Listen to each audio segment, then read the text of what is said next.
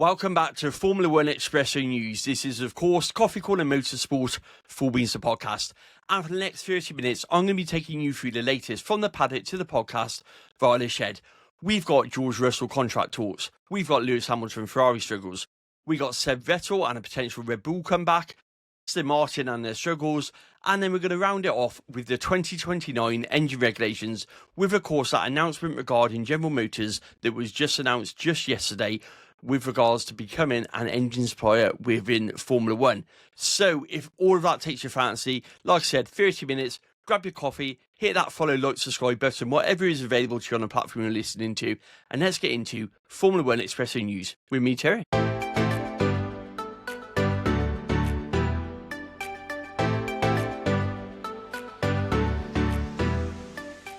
Right, let's see, where do we start? George Russell seems to be the starting point. Now, this is on the back of a story that was broken by The Race earlier on this week, which was that George Russell has held preliminary talks with Christian Horner and Red Bull. Now, I'm keen to stress this is literally a very early preliminary talk. It is a straightforward, what's your contract doing? Where do you stand? What are you looking to do? What are your demands? There is nothing more to be read about this. There's no serious discussion about contracts. It's purely a feeler to feel where George is and what's going on. Now, we know there is talk of Max Verstappen leaving. We covered that on the podcast last week out, so we don't need to go much into that. However, George Russell is the one at play here, because if Max Verstappen is available, then that leaves, like I've said previously, Aston Martin and Mercedes in very much a hunt for Max Verstappen. Now, what do I think personally? I think if money is the main motivator, it will be Aston Martin. I think if winning the championship is the main motivator, he may look to that Mercedes power engine that is looking like it's going to be a dominant engine according to all of the outside talk with regards to 2026. Where does that leave George Russell? Well, it leaves him in limbo. Now, I've said this before, George Russell is playing the game and he's playing it really well. He's making out that there's an interest. He's been speaking to Alpine. He's been speaking to also potentially, we know, Red Bull, Cadillac, I imagine he's had a conversation with. And where does George Russell fit into all of this? Because ultimately, if Mercedes make a move for Max Verstappen, George is the one who's going to lose out. George is the one at risk of not getting a seat. Now, I'm sure that him and his advisors are hoping that what this does is prompts Toto to just tie George down to a contract in the hope that he doesn't want to see a risk of George flying off or George potentially signing elsewhere before Max's future sorted. However, Toto's got a couple of options here, which many people haven't talked about and many people haven't actually sort of alluded to. Now, say George Russell goes ahead and finds a team. Let's say Max leaves Red Bull and he goes to Aston Martin. But before that happens, George signs for Red Bull to replace Max because they know somebody's going. This is all hypothetical, by the way. So say that happens, then suddenly Max signs for Aston Martin and Toto hasn't got a driver. But he has. He's got Valtteri Bottas just sat there as a reserve. That's his backup plan. It is the ultimate backup plan when you think about it. That's not a bad replacement if you had to replace George Russell with a driver with Kimi Antonelli still there. That is a perfect fallback plan. This is why I don't think George is actually in a position of strength at all here. Now, he's got to play the gamble. He's got to see if there's anything out there because he doesn't want to end up like Carlos Sainz did last year or like someone like Daniel Ricciardo when they're looking, or indeed leave it as late as what Sergio Perez left when obviously he left Red Bull. The grid was full. There was nothing there. Now, George does want to become a victim of that. He doesn't want to fall flat. He knows that his seats, in terms of top seats, are quite limited, with most of the drivers lined up until the end of 2026. So even a short-term move could either be bad for him or may not be on the card. So he's testing the water. Like I said, he wants Toto to come in and say, actually, let's stop all this nonsense, stop all this talk, get a new contract signed, get it done and dusted, put a statement out, job done. However, I don't think Toto's going to do that until he knows what's going on with, obviously, Max Verstappen and what Max is doing. So this could allow somebody to sneak in. Where do I think George will end up? Do I see him at Red Bull? I think the problem is if Max leaves Red Bull, they haven't got an experienced driver. Yes, they've got some great young talent. They got 𝐓𝐘𝐒, they got Lindblad, they've got obviously, Yuki Tsunoda is there, who's got experience, but his on Honda deal comes up at the end of this season. We know Honda have paid to put him in that seat. He's been a Honda paid driver up until now, but obviously now they paid that lump sum because they're not paying him this year. It's pretty much a good foregone conclusion that Red Bull will part ways with Yuki Tsunoda at the end of this current season. And to be honest, his performances so far, whilst they've probably been better than Liam Lawson, they're probably not in a position which makes you think that he can lead a team in the absence of Max Verstappen if Max decided to go. That leaves Red Bull with a lot of youth, not a lot of experience. George could fill that gap for him. It's something he could do. It's something that would potentially give him a a top seat in terms of the top 4 or 5 constructors. Now, with regards to the car, we know that the car is difficult to drive because it's developed in a way that Max likes. However, what you've got to remember is the current RB21 will have traits from Adrian's car. So yes, Adrian hasn't been developing these cars for a couple of years now, but it will be a continuation of what started with Adrian's base model with all the way back to, I'm going to say, RB18 in terms of the first car. And it would have just carried on in terms of evolution rather than revolution. So it will still carry certain traits of that car. Now, 2026, with a whole new regulation change, is going to be the first car that hasn't got Adrian Newey's input at all, not even at a planning stage. This will be Pierre Wachelet and the Red Bull team's first attempt at a car without any of Adrian's input. What does that mean? It might mean we actually see a car that's much more aligned to a wider range of drivers rather than being more tailored for Max. It might just be the way it's developed. It might not, of course. It might just carry on as it is, and anyone apart from Max can't drive it. But yeah, it'd be interesting to see what happens with this. Now, in terms of other teams, Alpine, of course, have got a Mercedes engine. Toto could very much ask for a favour from Flavio Briatore, who obviously got that engine deal secured for Alpine, which, of course, is coming in from 2026. That could obviously play into it. We know that Pierre Gasly will be looking to stay there, but actually Pierre Gasly and George Russell really fits from an Alpine point of view. That's actually a good partnership. It's one they would do. Yes, they've got Franco on the books, but Franco has got an option to go back to Williams at some point potentially. Would they even go as far as putting George in over Franco? I don't know. They're so far resisting, obviously, Franco going into the car, so it must be said that maybe they will. And we've obviously got a Cadillac coming in, one experienced driver. George would fit that bill naturally. They can now talk to people. They've got the understanding that because they've got the commercial agreement in place, they can now actually go and start to offer contracts to drivers. Before, they were doing very much a sounding out. A lot of talk about Sergio Perez and Colton Herta being their preferred lineup with obviously an American on board with enough super license points, and then of course the money that comes from getting Sergio Perez on board. We've then also got, Aston Martin. If Max did go to Mercedes rather than Aston Martin, could Aston Martin do a pivot and actually go for George? We know there's a lot of talk about Lance Stroll's future, especially if Lawrence keeps selling shares in Aston Martin. As the outside investors get more stake in the company, will that force a driver move in terms of Lawrence losing his influence as he brings in more investors and sells more shares? Is that an option? We know that Aramco and the Saudi group want to take over Aston Martin. They want to take over a Formula 1 team. Aston Martin's their preferred one on the basis they already own about 30% anyway. And we've also got a potential of, could he go to Williams? What if Red Bull were to pivot, go all in for Carlos Sainz, knowing that he's a Red Bull Junior driver, knowing that Max is no longer there? We know that Max and Carlos is a problem.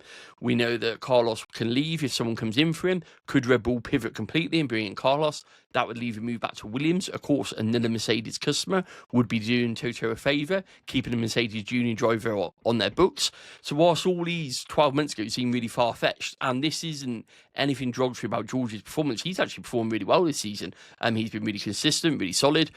I think he's disappointed not to get a contract. I think he's disappointed not to have that future already secure. That's going to be annoying him, because it doesn't matter what we keep hearing about Toto saying he's happy. If he was ultimately that happy with George Russell, he would have a new contract. George would have a contract signed by Mercedes. So Toto is clearly waiting for something. Now, Toto's saying that they're going to wait for the summer. They're waiting for that summer break. George has said their contracts don't take long. It's something they normally negotiate in about 24 hours. So for me, it's clearly a wait from Mercedes to see what Max is doing. We know they talk about Max having this break clause in the summer where you can start looking at options to leave if he's a certain place in the championship. It feels like Toto's waiting for that. It feels like there's some preliminary talks going on with Max Verstappen's manager. We know that Max Verstappen's manager is unhappy. We also know that a lot of the talk about Max leaving potentially is coming from Max Verstappen's camp and his manager, which, if we look at George's camp is doing the same to try and get a signed contract. Is Max Verstappen's camp doing the same to get a way out of Red Bull? That's the $1 million question. That's one I think that Toto is obviously waiting for. But with regards to George, I think ultimately he wants to stay with Mercedes. He wants to be that team leader. He wants to win championships with Mercedes. If all the talk of this works engine in 2026 being as good as it is comes to fruition, then George is going to want to be in that Mercedes for it. Yes, the other teams will have it. Yes, we don't have the engine disparity that we used to have. Whereas a customer team had a year-old engine or not as many updates, we know that they have the same engine as what's in the current works team. So actually, as McLaren proved last year, that you don't need to actually not be a works team to win a championship. I still feel the best chance for George would be as a Mercedes driver rather than somewhere else. But yeah, let me know on your thoughts. Where do you think George Russell's going to end up? Especially if Max does pull the plug on his Aston Martin adventure. It's going to be an interesting one, that's for sure. Right, Lewis and his struggles. We could do a whole podcast on this, couldn't we? Obviously, we had that really initial sort of sprint win in China where everyone was buoyed by Lewis and his performance. And since then, it's just been a steady decline. We know that obviously there was the disqualification with regards to the main race itself. We know there has been troubles with the SF25. They've introduced a new floor. There's more coming in Imola in terms of updates for Ferrari. So they're clearly not happy with the car. However, Charles is outperforming Lewis.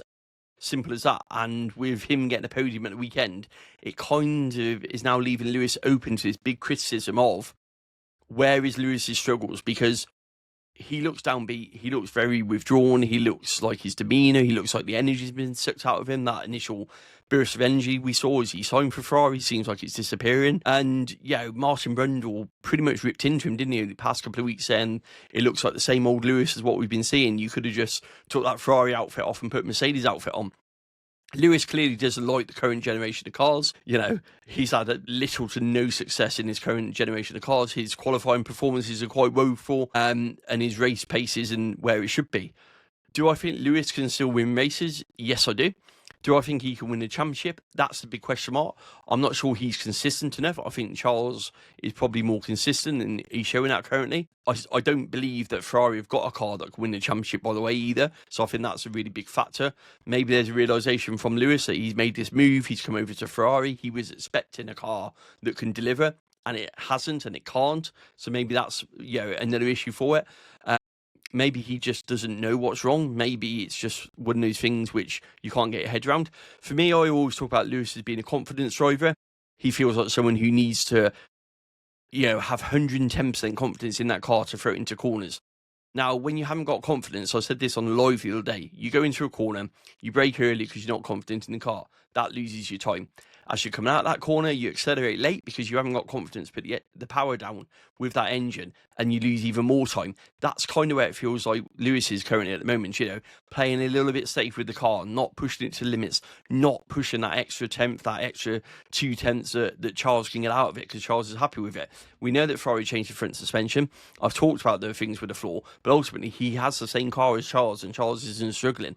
For me, Lewis is we all know, like Fernando, he's in the twilight of his career. He's got this year, next year, and then potentially one more if he takes the full option on that. A lot of talk now about whether or not Ferrari will keep him, take him up. I think they will. I think he's bringing in so much value to them as a company in terms of sponsors and the business of just having Lewis. I think they will go to the end of 2026 and see what happens there with the new car, the new regulations, see what's going on there. Unless, of course, Lewis decides to call time on it, which I can't see happening myself. I think he'll want at least one full season with the current regulations, with the new regulations.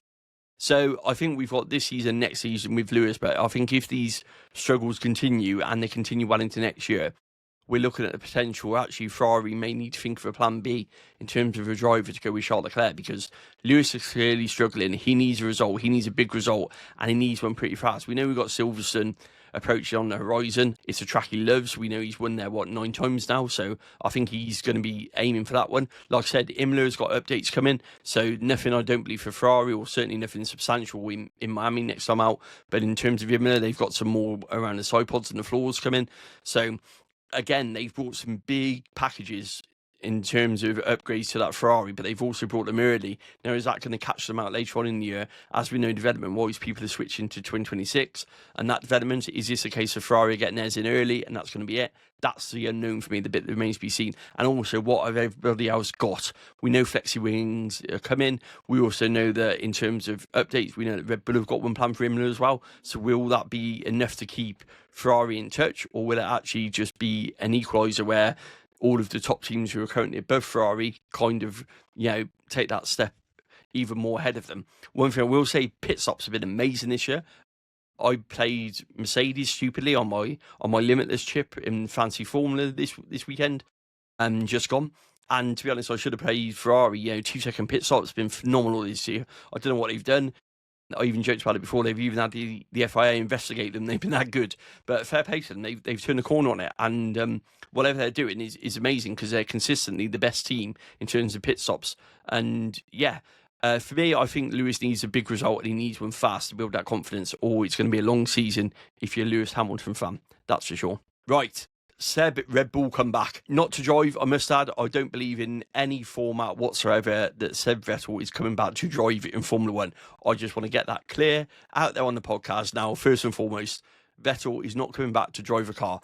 This is in response to 𝐵𝐿𝐼. Now, 𝐵𝐿𝐼 is turning 82 this month, and he's talked about how he can't go on forever. It feels like he has been going on forever, hasn't it? But obviously in charge of the Red Bull Junior program, and obviously a senior advisor to Red Bull Racing themselves. He's talking now about that move that he's going to have to make, that inevitable move where he's going to have to retire, and he's named Seb basically as his successor. He said that in his eyes there's only one person for it, and that's Seb. He's already spoke to Seb about it, who said that it's something that interests him. Obviously Seb is doing some great work in terms of female racing. We know he's just on the karting in Jeddah. Red Bull have said that all of that can carry on. There's no reason why not. In that advisor role, he's still got a lot of free time to do all the other stuff as well. So it does very much seem like they're sowing the seed for Seb to come back. We know he's very much in favour of Red Bull. We saw that from the anniversary last year in terms of all the celebrations they did. So it's certainly not a case of Red Bull wouldn't have him back, far from it. In fact, I think they'd welcome him back with the pressure that's under them. Maybe even a curveball to try and keep Max. He's bringing Seb on board to replace Marco. We know that Marco and Max are really close. Maybe this is the final throw of the dice to keep Max and bring Seb into that role. I think he would be great as a mentor for the junior drivers. He's been through the programme. He understands it. He's obviously won titles. He's dealt with the pressure.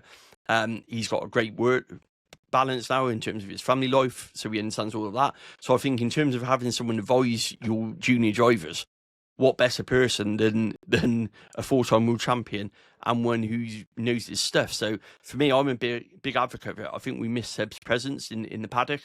I've always said that I felt he's going to come back and work with a team. You know, Red Bull feels like that team. 𝐵𝐿𝐼's replacement feels like that role for him to get his teeth into. I think Red Bull are also quite conscious of the fact they don't want to lose him. And if they keep delaying offering him something, will he then go and do something else? Which is also the big risk, isn't it? So, yeah, for me, I'm all for this. I think it'd be a great move for Red Bull. I think it'd be a great move for Seb to get him back involved. I think it'd be great. You could tap him into the F1 Academy while he's there. You could let him carry on doing what he's doing, promote all these causes. It seems like it's a win-win situation, and Marco can go off and do his retirement. And maybe we're seeing that changing of the guard at Red Bull. You know, we're seeing Adrian going, we're seeing Jonathan Wheatley going, Rob Marshall's obviously gone, and with Marco potentially retiring. Is this a changing of the guard at Red Bull? The motorsport board side would like it. Dietrich set up this obviously racing team. When he died, it went to his son, who set up this motorsport board, basically. And they want to run more as a business rather than how it's currently run. So I think they would welcome a changeover. They would welcome someone like Seb coming in, potentially as a replacement for Christian Horner in long term as well. Yeah, so I could really see it working. Yeah, Marco himself has said that he's had the conversation. He spoke about it. So let's see where this one goes. Let's see if this is any more than just a bit of a gossip, or actually, could we be seeing Seb Vettel back in Red Bull in a capacity as a driver advisor? I'd certainly welcome it, wouldn't you? Aston Martin emergency. You'll see the panic button there. It's there for a reason. Let me have a sip of coffee for this one. So this is due with a lot of talk from Aston Martin. They've been pretty woeful so far this season. Not a lot of positivity coming out of Silverstone. We know that obviously Adrian's now started work. You'll see the picture on the screen if you're watching along on YouTube with Adrian and Fernando Alonso. That's got released today. That's the first pictures of the two of them together at the Silverstone factory. But we also know that Adrian is having zero input whatsoever on the 2025 car. Now, 𝐷𝐿𝐼 gave a very sort of updated talk on Aston Martin, where he said that, literally all of Adrian's input is 2026. He's had no time for 2025 cars. He's not answering any questions. He's not having a slightest bit of input. He's literally having nothing to do with the current car that Aston Martin have got. They could do with him having an input because, it is pretty much like a green tractor at times, unfortunately. They had an emergency meeting on Easter Monday where Lawrence pulled everyone in and talked to them about what the future looks like. They've gone through technical directors. We know we talked about Dan Fallow's missing on last week's show. they've gone through a lot of change, a lot of people come in. We know that 𝐊𝐿𝐒 is still waiting for his garden leave to finish before he joins from Ferrari. That feels it's going to be too late to influence this year. But we also know that with all this turmoil, it kind of feels like they're a bit like a headless chicken at times, where who's in charge of this project? Who is the boss man? We know that, Mike Crack stepped down to do director of trackside or whatever it is he's doing now in replace of Andy Cowell. Now, Andy Cowell is great in terms of powertrain performance, but how good is Andy in terms of being a team principal and running the Formula 1 team? That's the big question mark for me. One that's still out there, one that's still looking at actually, what's going to go on for this. We know that Fernando's holding on to drive that 𝐓𝐇𝐈𝐒 car. It's been a dream of his. He wants that final world title that he's looking to get.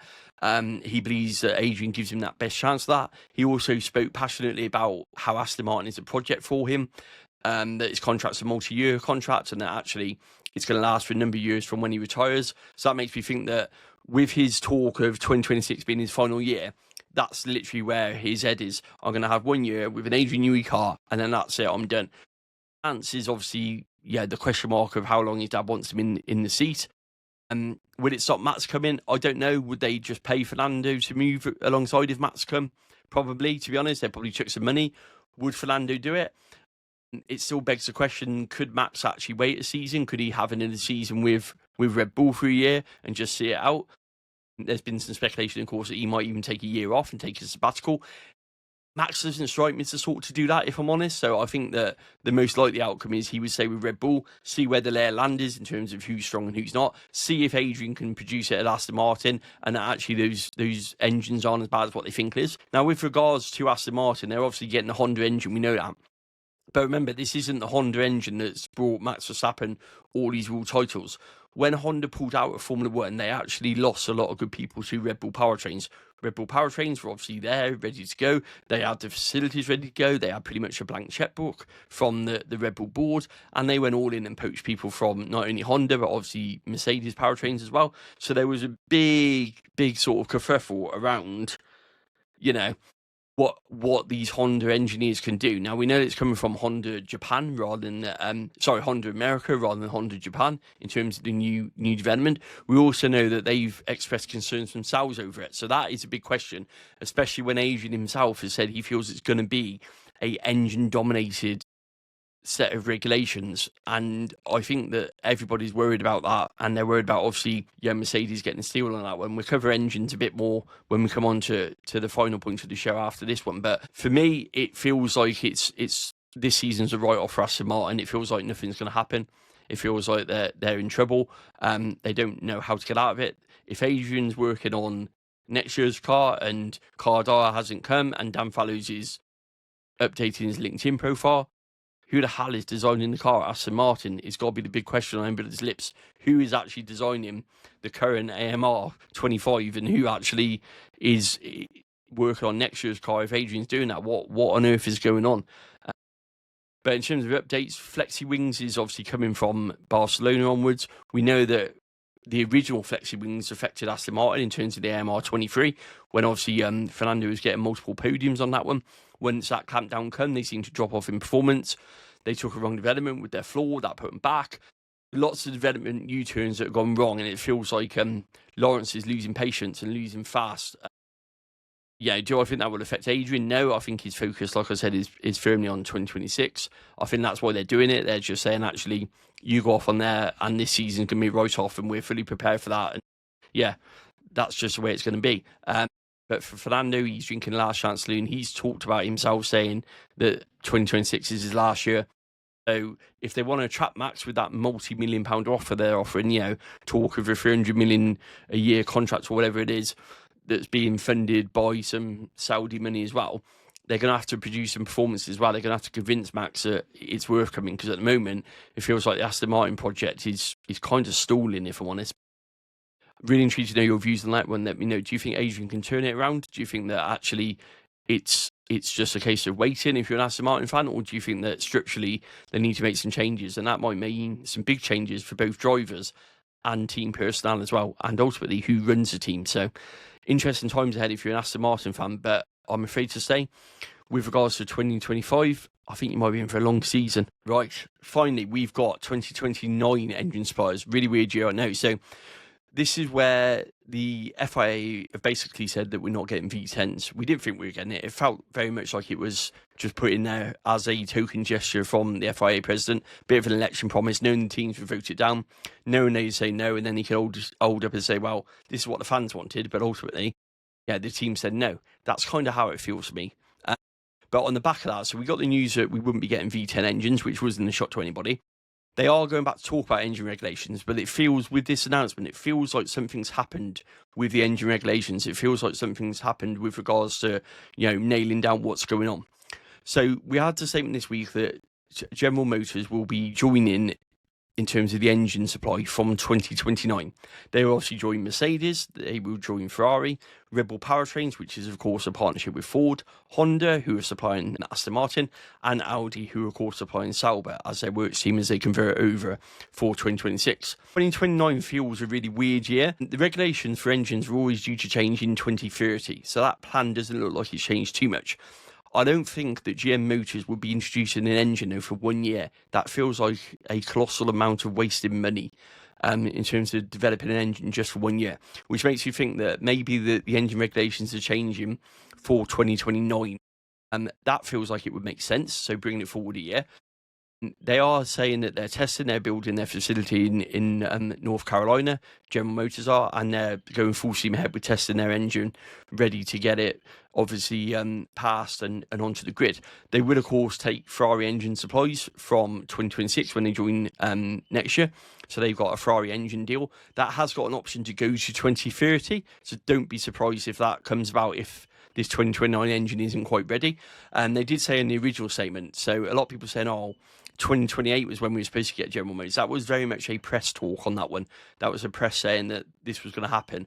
The statement from General Motors at the time was always 2030. They always said the end of the decade, to be fair to them. So they haven't moved from that timeline at all yet. It's just a press scene to bring it forward to 2028 without the actual confirmation from General Motors. I think that was the target as such. But it also feels that for them to commit and do this, it feels like something's happened with regards to the engine regulations. Now, we know they're currently meeting this week. They're talking about limited, how much power you can get from the actual electrical supply and when you can use it. There's now talk of Mercedes saying it's going to fault on the straights and have less engine power than a GP2 engine, so an F2 engine. Yeah, it feels like the engine regulations are all a bit of a hot mess, but it also feels like there's some movement in terms of what's happening with the engines and what we're going to be seeing going forward. Because ultimately, for them to get this commitment from General Motors, they would have had to kind of pin their flag in the sand to say this is what the engines are going to look like going forward. Because I know there's a lot of talk about it. Now, in terms of change in engines, in terms of people wanting change, 𝐷𝐿 has this week said that teams should be allowed to catch up. So this is where if teams are struggling for performance like the current Alpine engines are, at the moment Alpine can't reach out, they can't produce an engine that competes with the other engines because you've got the engine freeze in place. Now what 𝐷𝐿 is saying is there needs to be something put in place that if a team is struggling in terms of their engine output, they're actually allowed to help to make their engines more competitive. Like some Mercedes are obviously saying, no, that's not fair. Everyone's got the same budget, everyone's got the same amount of time, and you just got to get it right. They would say that because they got quite a strong engine. It seems like Ferrari and Red Bull Powertrains are the two who are championing a change to the engine regulations for whatever reason. I've said this so many times, apologies for people who listen to the podcast, but for me, if you're championing a change to the engine regulations, you're not happy with your current engine, you can't be. It's as simple as that, because why would you be? So the teams who are championing the change seem to be struggling. Honda, very much, and Audi, the new regulations were written for them and to coax them back to Formula 1 in Honda's case, and obviously coax them into Formula 1 in Audi's case. So they're happy with the current regulations. Mercedes seems to be quite happy on the basis that everyone's talking about they've got the best engines, so that seems to be the big thing for them. That's why they're happy with the current regulations. Toto is stamping his feet. You need a majority in terms of the engines to run it through. GM can't vote on this at the moment. The only thing I'm intrigued to see is if accepting GM Motors as a 2029 engine supplier, does it give them voting rights now, which would upset the apple cart in terms of having another team who would vote with Ferrari because they're getting their power supply from Ferrari? And is this another tactic by the FIA to actually bring them in because it now gives them voting rights? I haven't seen either way yet what that means. But maybe this is actually a slow way of the FIA getting an extra vote on the board and knocking out that sort of Mercedes, Honda, Audi sort of trio of blockage to any sort of engine changes that we're currently facing. Maybe actually getting General Motors on board, who naturally vote the Ferrari way, one would imagine, based on the fact they're going to get their engines from Ferrari. We've seen a lot of that in the past with likes of Alpine and that side of things. Maybe this is just another way to get an extra vote on the board and get some stuff pushed through. So I'm intrigued to see when that engine vote comes in for General Motors, now that they've been agreed and they've been accepted into it. It is, of course, once again, a 𝐇𝐎𝐿𝐒 global collaboration, which is of course the overarching partnership. So even though it's a works deal, it's still privately owned by 𝐇𝐎𝐿𝐒 Global, who are of course taking over Andretti and all the other bits on that one. So it is still got that to it. So it's not still General Motors as a works team as such. On paper, it will look like a works team. However, both their ventures, both the chassis, the Formula 1 entry, and the actual engine supply are both joint ventures with 𝐇𝐎𝐿𝐒 Global. So they will still have a lot of private funding and private equity in terms of their ownership. So yeah, it's not quite a works team on the surface, even though the name suggests it is. So yeah, for me, more engine suppliers are better, as long as we don't do an engine freeze. No point having all these engine suppliers put an engine freeze in place. For me, that's just boring, because as we've seen currently, we don't get a lot of problems with the engines. They've been working on reliability for years because of the engine freeze, and actually it's not really, they've got a very similar output apart from Alpine. So it's been quite equal in terms of that engine supply. So I'm excited to see what engines do once we take that engine freeze off. It always adds a bit of spice to it, doesn't it? And I'm kind of expecting a few teething problems with the engines, which is going to mix everything up in terms of the potential championship for next year, in terms of who's going to be competitive, who isn't.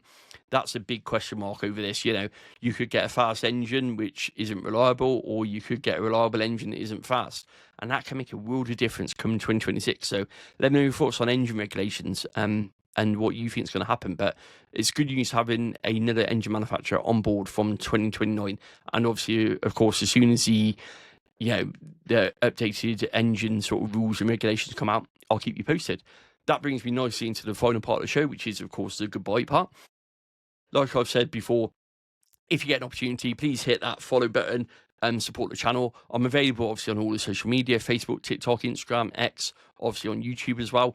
Just search Coffee Corner Motorsport. You can, of course, catch everything on the website, which is www.coffeecornermotorsport.com. On there, you've got articles covering IndyCar, F1 Academy, F2, Formula 1, loads on there. The podcast is also on there as well. There's contact me forms on there as well. So if you do get a chance, please head on over to the website and check it out and give it some love. It's been doing really well in terms of the Google Analytics since it started. It obviously was born at the start of the year. It's been really great to get it up and running. It's been great to do lots of writing on it. Obviously, as always, you can catch me on FanAmp. I'll be with Adam and Zach on the Fantasy Formula on the Deadline stream. So head on over to there to catch that one. And we've got some exciting stuff coming up over on there as well. And we've got some guests coming up. So we've got an episode coming out on FanAmp with Chris McCarthy. I'm unfortunately missing that one because I'm heading down to Silverstone for the weekend. Chris is a great friend of the show over on Fancy Formulas. It's always great to catch up with Chris and hear what he's got to talk about.